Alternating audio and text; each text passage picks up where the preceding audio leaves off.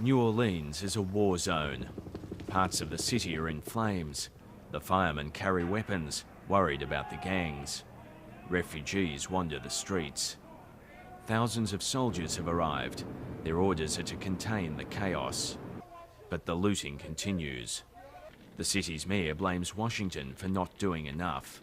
They don't have a clue what's going on down here. They flew down here one time, 2 days after the doggone event was over, with TV cameras, AP reporters, all kind of goddamn, excuse my French, everybody in America. But I am pissed. The criticism is coming from all directions. This was the first real test of our national response plan. The fact is, people died and enormous suffering is taking place because of the incredibly slow response to this disaster. The president arrived in Biloxi, east of New Orleans, to see the devastation for himself. He offered comfort, acknowledging the relief effort was too slow. But then the question many people here are asking. What do you say to the people who say there's too much money being spent on Iraq and spent right now? I just completely disagree.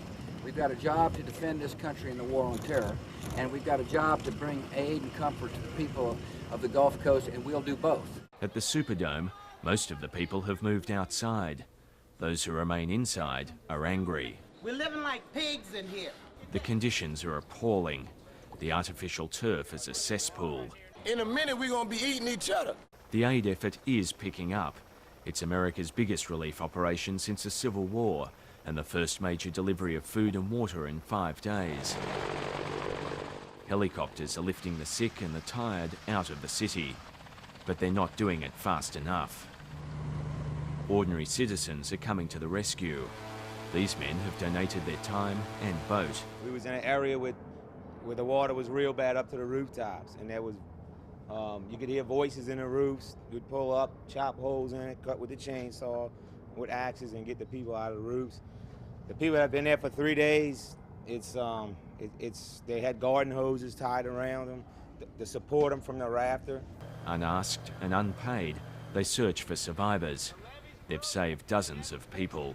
They had a mother and a daughter, an elderly lady. She passed away right as we got her out the roof.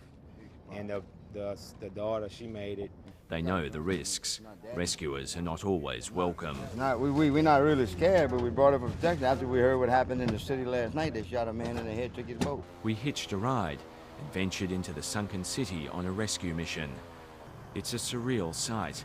Canal Street lives up to its name. It seems quite serene here, but you can smell the death. There are bodies inside these houses. No one will know how many until the water goes down, and that's going to take at least a week. In the meantime, the corpses are left to rot. The focus is on saving the living. A man waits out to see us. His family doesn't know if he is dead or alive. Do me a favor, man. I haven't talked to my family since I've been here, since all this happened. Yeah. Will you call them and tell them I'm okay? Despite the privations, some residents don't want to leave their homes. They're desperate for supplies. After days without power, sanitation or fresh water, others are only too ready to escape. This man is a professor at a local university. I can't believe that it's taken so long to take care of the situation. I'm not very happy with. I feel like I'm being ignored by my government. Is what I feel like. A woman waves us over. She says she wouldn't have made it through another night. The looters were trying to break down her door. Thank you very much. What's your name again? I don't know. Survivor, I guess. All right, buddy. What is your name? I'll name her after you. My name's Tracy. Tracy. Thank you so much.